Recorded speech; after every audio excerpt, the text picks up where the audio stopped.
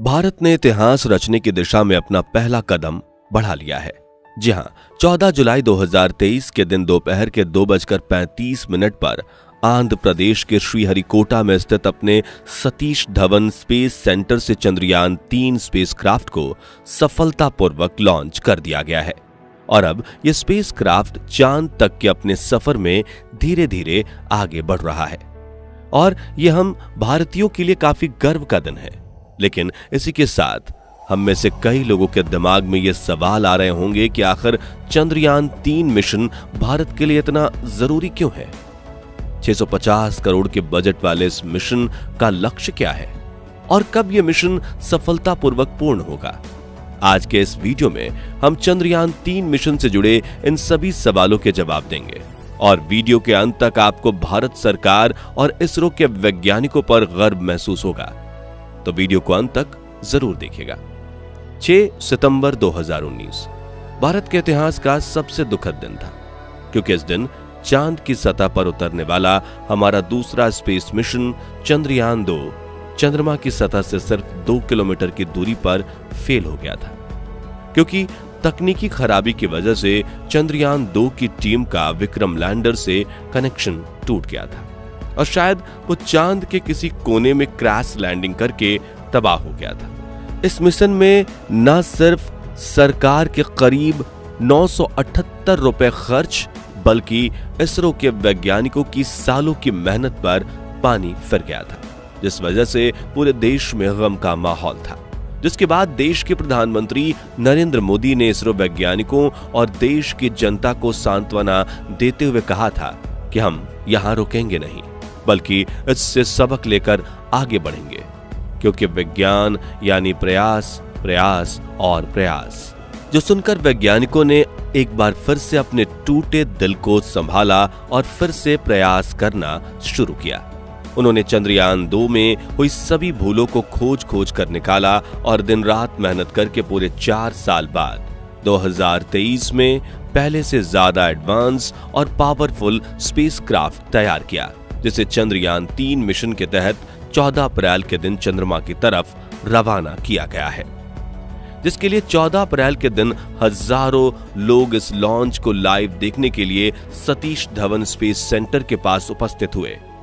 जबकि लाखों लोगों ने सोशल मीडिया पर इस लॉन्च को लाइव देखा और ठीक 2:35 पर इसरो ने अपने सबसे पावरफुल LVM-3 रॉकेट की मदद से लॉन्च पैड से चंद्रयान 3 स्पेसक्राफ्ट को लॉन्च किया। यह भीमकाय रॉकेट आसमान की ओर चीरते हुए अपनी भयानक दहाड़ से चारों ओर कंपन उत्पन्न करते हुए चंद्रयान 3 को अंतरिक्ष के इस रोमांचक सफर पर ले गया। इस दौरान लॉन्च के सभी स्टेज सफलतापूर्वक पार हुए और चंद्रयान 3 चांद तक पहुंचने की अपनी यात्रा पर आगे बढ़ते हुए पृथ्वी के वातावरण से बाहर निकलकर अंतरिक्ष में पहुंच गया, जिसके बाद से इसे सफलतापूर्वक रॉकेट से अलग करके इलिप्टिकल रूट पर छोड़ दिया गया है, जहां वो रोटेशन करते हुए पृथ्वी से दूर होते हुए चांद के पास पहुंच जाएगा और एक समय पर पृथ्वी की गुरुत्वाकर्षण की सीमा से बाहर निकलकर चांद की ऑर्बिट में दाखिल हो जाएगा,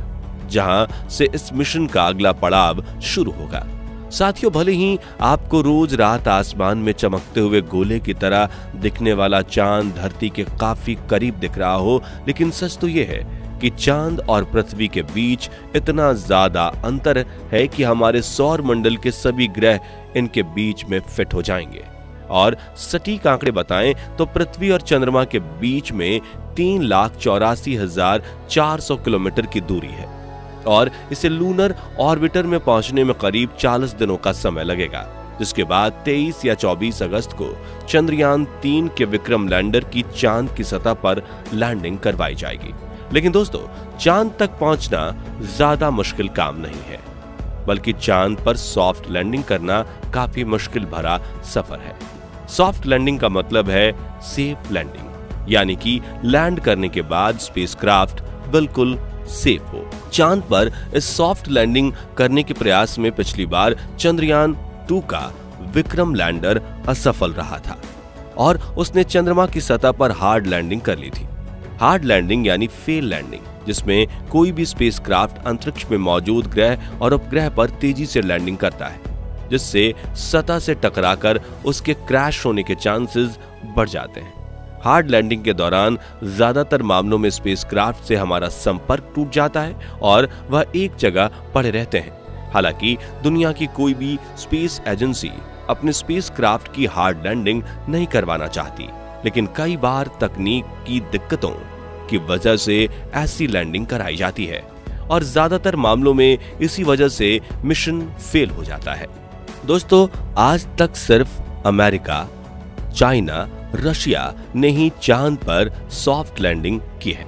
और अगर चंद्रयान 3 का लैंडर चांद पर सॉफ्ट लैंडिंग कर लेता है तो भारत दुनिया का वो चौथा देश हो जाएगा जिसके स्पेसक्राफ्ट सॉफ्ट लैंडिंग करने में सक्षम है। और इसी में सवाल का जवाब छुपा हुआ है कि आखिर चंद्रयान 3 मिशन भारत के लिए इतना जरूरी क्यों है? क्योंकि अगर इसरो इस बार ये साबित कर देता है कि हम सॉफ्ट लैंडिंग करवाने में सक्षम हैं, तो हम इंटरनेशनल स्पेस प्रोजेक्ट्स ले सकते हैं। यानी जो काम आज नासा कर रहा है और पैसे कमा रहा है, वही काम हम भी कर सकते हैं, जिससे न सिर्फ इसरो की इनकम बढ़ेगी बल्कि स्पेस एक्सप्लोरेशन में इंडिया कई ताकतवर देशों से आगे निकल जाएगा। और हम सभी ये बात जानते हैं कि अंतरिक्ष और यही चंद्रयान 3 मिशन का सबसे महत्वपूर्ण लक्ष्य है। साल 2008 में हम चंद्रयान 1 के जरिए चांद की सतह पर तो पहुंचे थे, लेकिन वो एक मून इंपैक्ट प्रोब था जिसने हार्ड लैंडिंग की थी और आज से 4 साल पहले भी चंद्रयान 2 का मुख्य लक्ष्य सॉफ्ट लैंडिंग करना ही था, लेकिन वो मिशन फेल हो गया। अब सवाल आता है कि चंद्रयान 3 में वैज्ञानिकों ने कौन कौन से बदलाव किए हैं जिससे पिछली बार की तरह इस बार लैंडिंग में कोई भूल नहीं होगी। तो इस बार चंद्रयान स्पेसक्राफ्ट में कोई ऑर्बिटर नहीं है, क्योंकि इस मिशन में चंद्रयान 2 के ऑर्बिटर का इस्तेमाल किया जाएगा जो पिछले 4 सालों से चंद्रमा का चक्कर काट रहा है। इसलिए इस बार स्पेसक्राफ्ट में हम एक प्रपल्शन मॉड्यूल का इस्तेमाल कर रहे हैं जो चंद्रयान 3 को वहां तक पहुंचाएगा और लैंडर और रोवर को चांद की ऑर्बिटर तक लेकर जाएगा, जहां पहुंचने के बाद कुछ देर बाद चंद्रयान 3 का लैंडर विक्रम चांद के दक्षिणी ध्रुव यानी साउथ पोल में लैंडिंग के लिए अपने सफर की शुरुआत करेगा।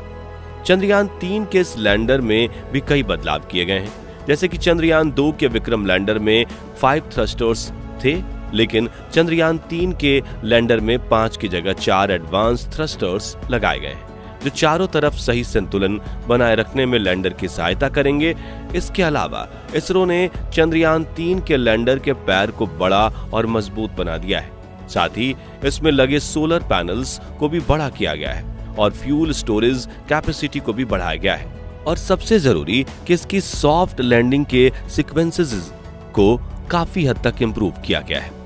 इन सभी बदलाव के करने के बाद विक्रम लैंडर की हजारों सिमुलेशन चलाकर टेस्टिंग की गई है, जैसे कि इसे चांद जितने ठंडे तापमान में टेस्ट करना, चांद जैसी सतह पर लैंडिंग करवाकर लैंडर के पैरों की मजबूती टेस्ट करना वगैरह। वहीं चांद पर इसकी लैंडिंग साइट को भी बदलकर पहले से बड़ी जगह चुनी गई है। साथ ही इसकी वेलोसिटी भी 2 मीटर प्रति सेकंड की जगह 3 मीटर प्रति सेकंड कर दी गई है। यानी कुल मिलाकर उन सभी समस्याओं का निवारण कर दिया गया है जो चंद्रयान 2 के लैंडर की लैंडिंग के दौरान आई थी। अब सॉफ्ट लैंडिंग के अलावा इस मिशन के दूसरे लक्ष्य की बात करें तो वो है चंद्रमा पर रिसर्च करना। जैसे साल 2009 में चंद्रयान 1 ने चंद्रमा की सतह पर पानी की खोज की थी, ठीक वैसे ही इस बार भी हमें चांद की और ज्यादा डिटेल में स्टडी करनी है। दरअसल चंद्रमा के दक्षिणी ध्रुव पर कई ऐसे बड़े बड़े गड्ढे हैं जहां अरबों साल से सूरज की रोशनी नहीं पहुंची है। माना जाता है कि इन क्रैटर्स में पानी छुपा हो सकता है, और वो भी थोड़ा बहुत नहीं बल्कि पूरे 100 मिलियन टन। इसके अलावा यहाँ hydrogen, ammonia, methane, sodium, mercury और सिल्वर जैसे मूल्यवान संसाधनों का खजाना मौजूद हो सकता है। इन्हें स्टडी करने के लिए चंद्रयान 3 के लैंडर पर 4 साइंटिफिक इंस्ट्रूमेंट लगे हुए हैं, जिसमें से एक चांद पर आने वाले भूकंप की स्टडी करेगा, दूसरा चांद के तापमान की स्टडी करेगा, तीसरा चांद की सतह के पास प्लाज्मा एनवायरनमेंट की स्टडी करेगा और चौथा चांद व धरती के बीच अंतर तय करेगा। इसके अलावा चांद पर विक्रम लैंडर के साथ 27 किलोग्राम वजन वाला प्रज्ञान रोवर भी भेजा जा रहा है। इस रोवर में कई सारे नेविगेशन कैमरा, एनर्जी के लिए सोलर पैनल और कम्युनिकेशन के लिए एंटीना लगाए गए हैं और ये चांद की सतह पर घूमते हुए डेटा कलेक्ट करके लैंडर को भेजेगा और लैंडर इस डेटा को ऑर्बिटर को भेजेगा, जहां से ये डेटा इसरो के ग्राउंड रिसर्च सेंटर पर पहुंचेगी। वहीं चांद के ऑर्बिट में घूमने वाला प्रपल्शन मॉड्यूल पृथ्वी से मिलने वाली रोशनी को ऑब्जॉर्व करेगा। बता दें कि चंद्रयान 3 का यह मिशन एक लूनर दिन का है, जो कि धरती के 14 दिनों के बराबर होता है। वहीं इस मिशन का बजट 615 करोड़ रुपए बताया जा रहा है। तो दोस्तों, अगर आप भी हमारी तरह यही चाहते हैं कि चंद्रयान 3 मिशन में भारत को अपार सफलता प्राप्त हो, कमेंट बॉक्स में इसरो को अपनी दुआएं जरूर दीजिए। साथ ही वीडियो पसंद आया हो तो इसे लाइक और शेयर जरूर कीजिए और चंद्रयान 3 मिशन से जुड़ी पल पल की जानकारी पाते रहने के लिए हमारे चैनल को सब्सक्राइब करके पास वाली घंटी जरूर बजा दीजिए। धन्यवाद।